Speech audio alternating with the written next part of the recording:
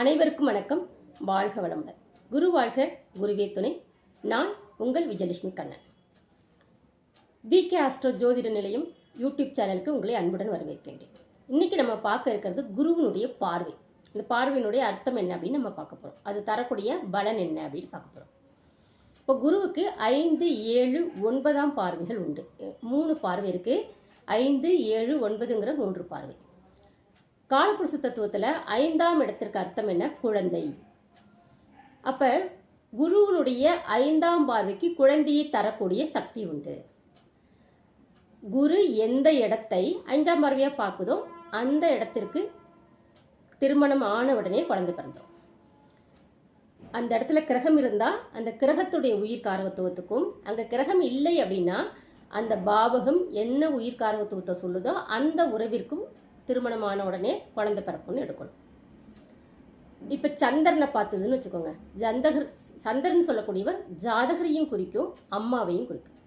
அப்ப ஜாதகருக்கோ அல்லது அம்மாவுக்கோ திருமணம் ஆன உடனே குழந்தை பிறந்துரும் அப்படிங்கிறத அந்த குருவனுடைய 5ஆம் பார்வையை சொல்லலாம்.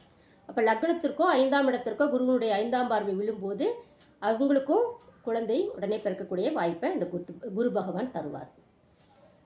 இப்போ எந்த பாவகத்தை அந்த குரு பார்க்குதோ அந்த பாவக உறவுக்கு நீங்கள் எடுத்து சொன்னீங்க அப்படின்னு வச்சுக்கோங்க. ஆமாம், இவங்களுக்கு திருமணம் ஆன உடனே குழந்தை பிறந்துருச்சு அப்படின்னு சொல்லுவாங்க. இப்போ உதாரணமாக 6ஆம் பாவம். 6ஆம் பாவத்தை குரு 5ஆம் பார்வையாக பார்க்கிறார். அப்படின்னா என்ன அர்த்தம்? 6ஆம் பாவம் அப்படிங்கிறது அம்மாவுடைய இளைய சகோதரம், சித்தி, தாய் மாமாவெல்லாம் சொல்லும். அப்போ சித்திக்கோ தாய் மாமாவுக்கோ என்ன செய்யுங்க? திருமணம் ஆன உடனே அவங்களுக்கு குழந்தை பிறந்துரும் அப்படின்னு சொல்லலாம். அடுத்தது 7ஆம் பார்வை. 7ஆம் பார்வைங்கிறது எல்லா கிரகத்திற்குமே 7ஆம் பார்வை உண்டு. இந்த 7ஆம் பார்வையில் திருமணங்கிற விஷயத்தையும் கொடுக்கும். அதே மாதிரி ஒரு நம்ம மேலே அன்பாக இருக்கிறவங்க நம்ம மேலே தான் அன்பாக இருக்கணுங்கிற ஒரு பொசசிவ்னஸையும் கொடுக்கும். எல்லா கிரகத்துக்குமே அது உண்டு, அந்த தன்மை உண்டு. 9ஆம் பார்வை தான் ஸ்பெஷல் பார்வை. 5, 9 குருவுக்கு உண்டான தனித்துவமான பார்வை. இந்த 9ஆம் இடம் அப்படிங்கிறது பார்த்தீங்கன்னா என்னது? குருநாதரை சொல்லக்கூடிய இடம். 9ஆம் இடம் குருநாதர். குருநாதருங்கிறதுக்கு 5ஆம் இடம் அறிவு கொடுக்கும். அதே மாதிரி 9ஆம் இடமும் அறிவை தரும். அறிவு அப்படிங்கிறது ஒரு குரு அடுத்தவங்களுக்கு புத்திமதி சொல்லக்கூடிய அறிவு அப்படின்னு அர்த்தம். 9ஆம் இடம் அப்படிங்கிறது கற்றுத்தரக்கூடிய அறிவு அப்படின்னு அர்த்தம். அப்போ 9ஆம் இடம் அப்படிங்கிறது தூரதீட்சணிய பார்வை அப்படின்னு சொல்லுவாங்க. 9ஆம் பார்வையே தூரதீட்சணிய பார்வைன்னு சொல்லுவோம். இப்போ இந்த 9ஆம் பார்வை லக்னத்திற்கோ லக்னாதிபதிக்கோ விழும்போது அல்லது சந்தனுக்கு விழுந்ததுன்னு வச்சுக்கோங்க. இவங்க நல்ல மாற்றி யோசிக்கக்கூடிய சிந்தனையை உடையவர்கள். எந்த கிரகத்துக்கு விழுதோ அந்த கிரக காரக உறவு நல்ல புத்திசாலியாக இருப்பாங்க. மாற்றி ஒரு விஷயத்த நம்ம ஒரு மாதிரி பார்க்குறோம் அப்படின்னா அவங்க வேறு விதமாக மாற்றி யோசித்து சொல்லக்கூடியவங்களாக இருப்பாங்க. இப்போ உங்களுக்கு 6ஆம் இடத்தை பார்க்குது அப்படின்னு வச்சுக்கோங்க. உங்களுக்கு கீழே வேலை செய்யக்கூடியவங்க உங்களுக்கு புத்திமதி சொல்லக்கூடிய ஒருத்தர் அங்கே இருப்பாங்க. இதை செய்தால் உனக்கு நல்லது, இதை நீ பண்ணு அப்படின்னு சொல்லுவாங்க. அப்போ 9ஆம் இடத்துல விழுதுன்னு வச்சுக்கோங்க. தந்தை உங்களுக்கு புத்திமதி சொல்லக்கூடியவராக இருப்பார். அந்த அளவுக்கு ஞானமுடையவராக இருப்பாங்க.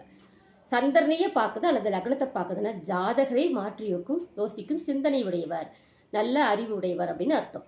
அப்போ தூரதீட்சணிய பார்வை அப்படிங்கிறது ஒரு சிறந்த பார்வை. இப்போ உங்கள் ஜாதகத்தில் ஏதாவது கிரகங்கள் கெட்டிருக்குது, அந்த கிரகத்தை வலுப்படுத்தணும் அப்படின்னு நீங்கள் நினச்சிங்க அப்படின்னா கோச்சாரத்தில் 9ஆம் பார்வையில் அந்த கிரகங்கள் வரும்போது அந்த கிரகத்துக்கு உண்டான பரிகாரம் செஞ்சிங்கன்னா அந்த பரிகாரம் கூட நமக்கு நல்ல பலனை தரும். அந்த காலகட்டத்தில் தான் பரிகாரம் படிக்கும். ஸோ 9ஆம் பார்வைங்கிறது சிறப்பான ஒரு பார்வையாக குருநாதருங்கிற ஸ்தானத்தை நமக்கு கொண்டு போய் அது கொடுக்குது அப்படிங்கிறதும் நம்ம பார்க்கலாம். தொடர்ந்து ஒரு கிரகத்தினுடைய பார்வைகளை நம்ம பார்க்கலாம். நன்றி. வாழ்க வளமுடன். உங்கள் வாழ்க்கை வளமாகட்டும். இப்படிக்கு என்றென்றும் அன்புடன் உங்கள் விஜயலட்சுமி கண்ணன். வாழ்க வளமுடன்.